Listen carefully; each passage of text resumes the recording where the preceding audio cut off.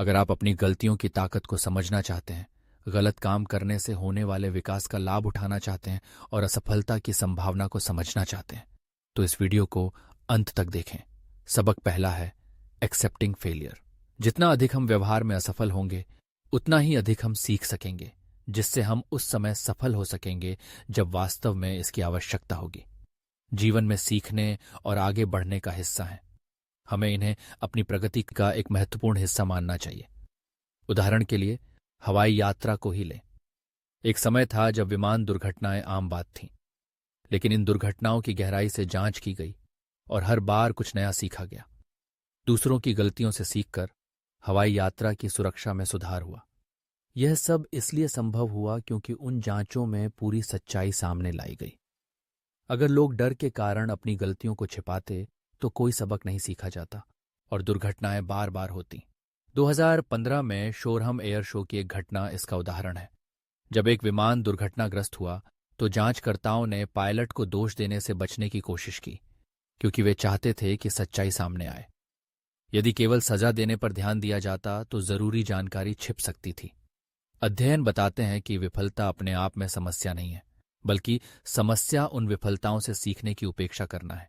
जब संगठन अपनी गलतियों की रिपोर्ट करने और उनसे सीखने में विफल होते हैं, तो वे विफलता के पैटर्न को बनाए रखते हैं जो जीवन को जोखिम में डालते हैं। शोध से पता चला है कि हमारे दिमाग में असफलताओं को मिटाने की एक खास क्षमता होती है, जैसे कोई एडिटर फिल्म से खराब हिस्से हटा देता है। इसके कारण हम अपनी गलतियों से सीखने के बजाय उन्हें भूल जाते हैं और अपनी यादों में खुद को बेहतर दिखाने की कोशिश करते हैं। इसका उदाहरण स्वास्थ्य सेवाओं में देखा जा सकता है। अमेरिका में अस्पतालों में हुई गलतियों से हर साल सड़क दुर्घटनाओं से भी ज्यादा मौतें होती हैं। हालांकि सुधार के कुछ प्रयास हुए हैं, लेकिन फिर भी सुरक्षा और सच्चाई छिपाने की प्रवृत्ति बनी रहती है। इसके विपरीत हवाई यात्रा में गलतियों से सीखने की संस्कृति विकसित हुई, जिसके कारण आज यह सबसे सुरक्षित परिवहन बन गया है। लेकिन अगर अस्पतालों में भी ऐसी पारदर्शिता और सुधार की कोशिश होती तो कई लोगों की जान बचाई जा सकती थी।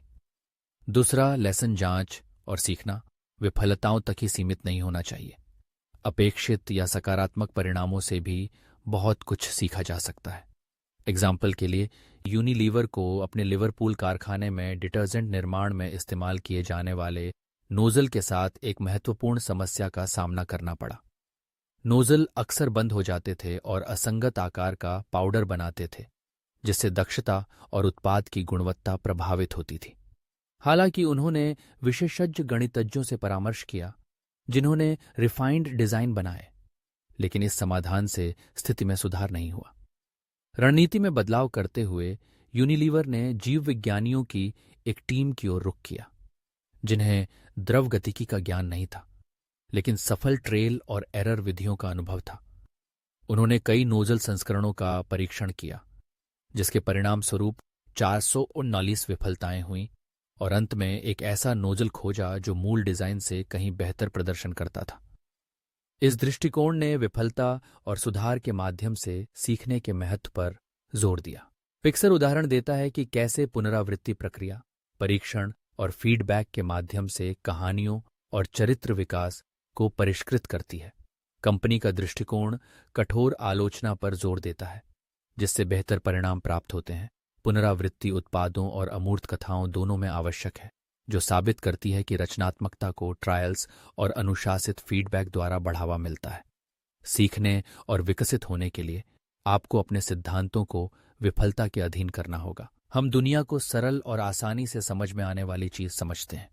नतीजतन हमें अपने सिद्धांतों को परखने की जरूरत शायद ही कभी महसूस होती है, लेकिन इससे हम यह देखने का मौका खो देते हैं कि ये सिद्धांत सही हैं या गलत।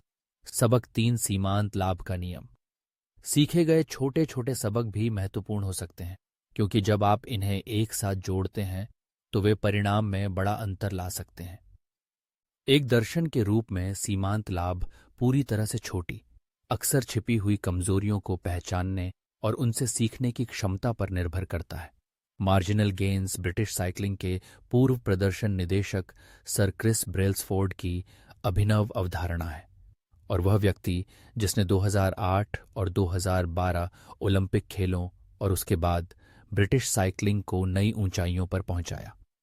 टीम की सफलता के बारे में पूछे जाने पर ब्रेल्सफोर्ड ने कहा, मार्जिनल गेन इस विचार से आता है कि यदि आप एक बड़े लक्ष्य को छोटे भागों में तोड़ते हैं और फिर उनमें से प्रत्येक में 1% भी सुधार करते हैं, तो आप उन सभी को एक साथ रखने पर बहुत बड़ी सक्सेस हासिल करेंगे। विफलता जटिल प्रक्रियाओं को बेहतर बनाने का भी एक तरीका है, क्योंकि यह हमें समस्या के घटक भागों को समझने में मदद करती है। प्रक्रिया जितनी जटिल होगी, उसे ठीक करना उतना ही कठिन होगा। जटिलता के कारण यह पता लगाना कठिन हो जाता है कि आखिर गलती कहाँ हुई। बड़े उद्देश्यों को छोटे भागों में तोड़ने और वृद्धिशील सुधार करने के बारे में है, जिससे समग्र रूप से महत्वपूर्ण सफलता मिल सकती है। दो दोस्त थे। बचपन में दोनों साथ पढ़ते और खेलते थे। पढ़ाई पूरी होने के बाद दोनों दोस्त अपने अपने जीवन में व्यस्त हो गए। एक दोस्त ने खूब मेहनत की और बहुत पैसा कमा लिया, जबकि दूसरा दोस्त बहुत आलसी था।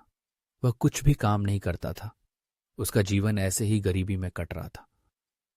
एक दिन अमीर व्यक्ति अपने बचपन के दोस्त से मिलने गया। अमीर व्यक्ति ने देखा कि उसके दोस्त की हालत बहुत खराब है। उसका घर भी बहुत गंदा था। गरीब दोस्त ने बैठने के लिए जो कुर्सी दी, उस पर धूल थी। अमीर व्यक्ति ने कहा कि तुम अपना घर इतना गंदा क्यों रखते हो? गरीब ने जवाब दिया कि घर साफ करने से कोई लाभ नहीं है, कुछ दिनों में यह फिर से गंदा हो जाता है। अमीर ने उसे बहुत समझाया कि घर को साफ रखना चाहिए, लेकिन वह नहीं माना। जाते समय अमीर व्यक्ति ने गरीब दोस्त को एक बहुत ही सुंदर गुलदस्ता उपहार में दिया। गरीब ने वह गुलदस्ता अलमारी के ऊपर रख दिया। इसके बाद जब भी कोई व्यक्ति उस गरीब के घर आता तो उसे सुंदर गुलदस्ता दिखता। वे कहते कि गुलदस्ता तो बहुत सुंदर है, लेकिन घर इतना गंदा है।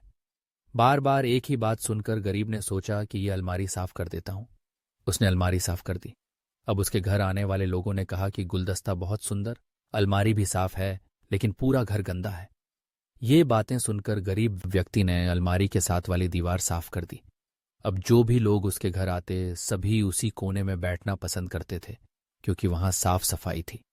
गरीब व्यक्ति ने एक दिन गुस्से में पूरा घर साफ कर दिया और दीवारों की पुताई भी करवा दी। धीरे धीरे उसकी सोच बदलने लगी और उसने काम करना शुरू कर दिया।